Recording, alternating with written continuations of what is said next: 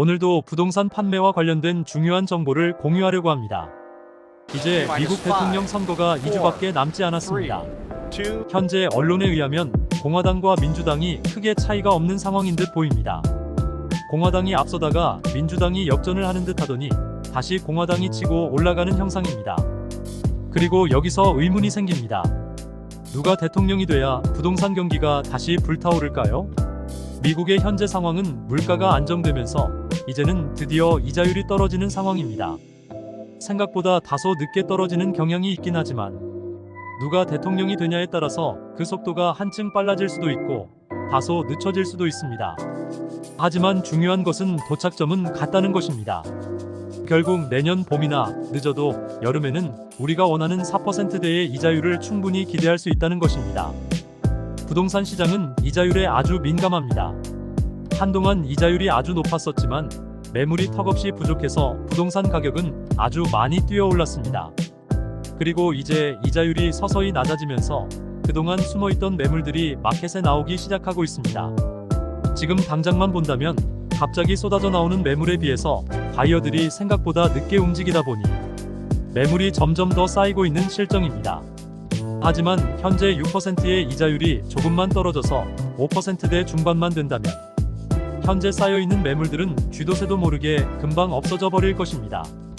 그리고 다시 한번 바이어들 사이에 치열한 경쟁이 시작될 것입니다.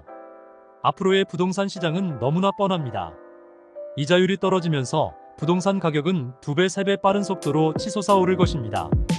속도가 얼마나 빠를지 조금 늦을지의 차이가 날 수는 있겠지만 내년 이맘때쯤이면 적어도 10%에서 많게는 30% 이상 가격이 오를 것을 예상할 수 있습니다.